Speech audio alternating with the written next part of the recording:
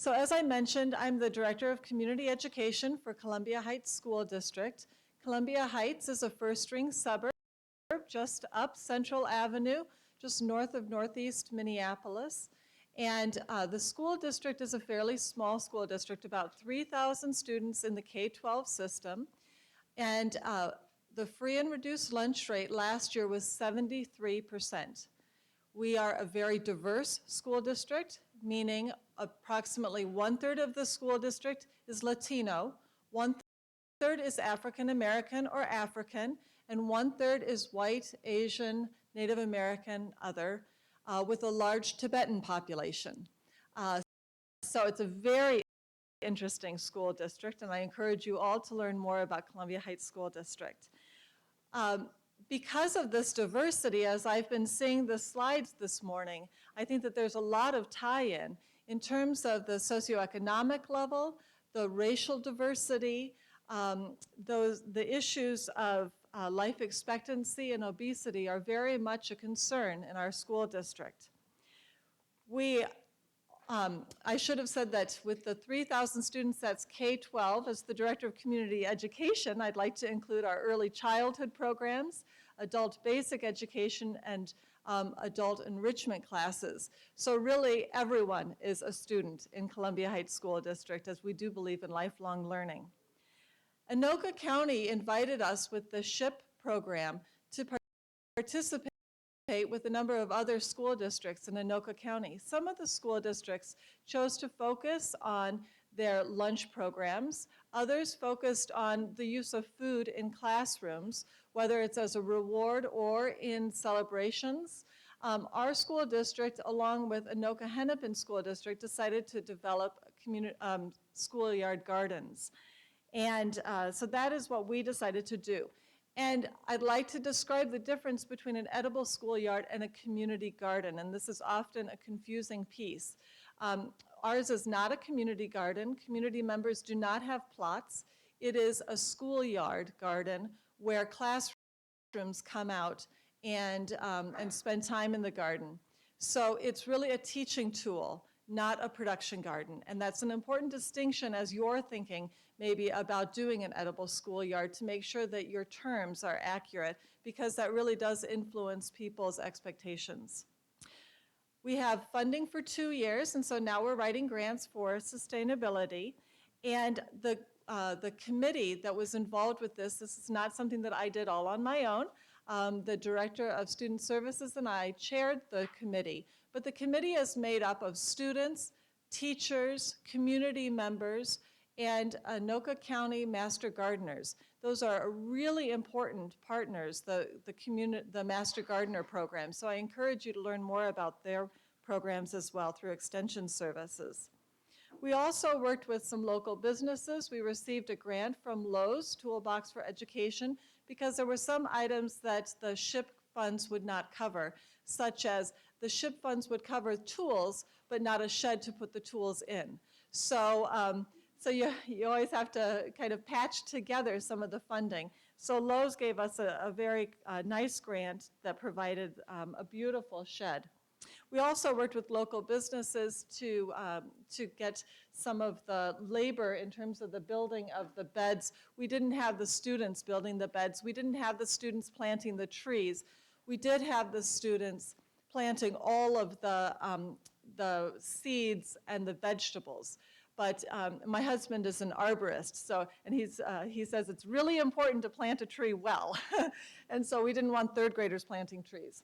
So we did hire that part out. But we did have 90 students, 90 third graders from one of our elementary schools come up, and they planted all the strawberries and a number of the other plants. So we definitely had students involved with the planting. There really is a powerful movement, and I'm sure that all of you are aware of this movement, of the local, organic, seasonal, co-ops, community-supported agriculture, farm to school, household gardens. There's such a great movement afoot, also supported through movies like Food, Inc. and Fresh.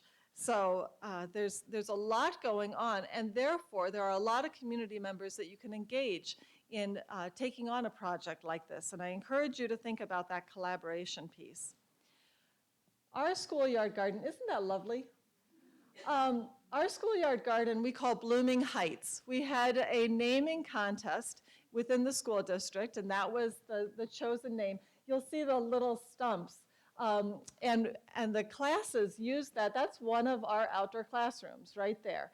So there's an elementary school that's just on the other side of this building, and the teachers will come over and the children will sit on those stumps and do their morning meeting, which is part of the responsive classroom. And then in the center, that's an herb garden. We've got raspberry bushes, numerous herbs and vegetables, but we also have apple trees, cherry, plum, pear, June berries, currants, gooseberries, raspberries, blueberries, you name it, we have it. And I invite you all to come and visit.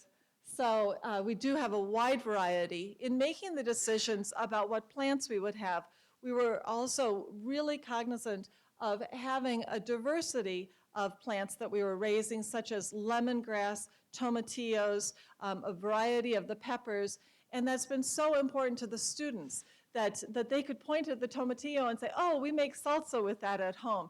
And that was very culturally affirming for a lot of the students as well. Okay, I've said that getting me talking about the garden is like getting a sip of water out of a fire hydrant, so I'm going to try and rein myself in. Working with this committee was really important, not only in the design, but also in the selection of the plants. We worked with the family and consumer science teacher. She gave us a list of the plants that she wanted to be able to use in her classroom. And it works out perfectly that her classroom overlooks the garden. This is our Adventure Club's summer childcare program. They did all of the tending along with the Parks and Rec program of the garden during the summer months. And then they harvested, you can't see it, but those carrots are purple. And this is a bit of the whimsy in gardening, that it's important not to just have it be producing, but it should really be a place that inspires the imagination and brings about more beauty in the world.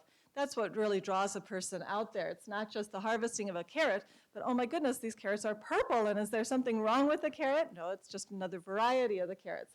So the kids were thrilled with that, and most of the children had never harvested anything before. And so for them, you can see the big smiles on their faces. Those carrots, those they did eat, but a lot of the other produce that are in the baskets, we donated. After the classes made full use of the produce, we were then able to donate to the Southern Anoka County Assistance Program 300 pounds of produce. This was surplus. This was after all of the classes had made use. So that was another way that we were serving the community, was with that sharing. Okay, let's see. We worked with the high school, both classes, whether they were science classes, art classes, came out there. The family and consumer science learned how to do canning and food dehydration. AVID, which helps students who are college bound, they came and did a lot of the planting and the tending of the garden. And then also we collaborated with some of the other local organizations. The community of Columbia Heights has a community garden, and so we're building that connection with that community garden as well. We also offered, and I was glad to see the research about what kind of things are people interested in learning as adults. Through our community ed program, we also offered classes on how to cook with healthy local foods, and also how to garden, how to raise herbs and things like that. And we continue to expand that. There is a lot of information on this sheet that's on your table. As well, I encourage you to contact me. In terms of next steps, we are addressing some of the policy implications for a school district. Of course, you have to make sure your policies are in line. We are creating policies about how to use the schoolyard garden, and also adjusting our student wellness policy. One of the things that I didn't realize, because I'm an avid gardener, as is my husband, we didn't realize how many people don't know about gardening. And so it's important not to assume that because someone is a teacher that they're also a gardener.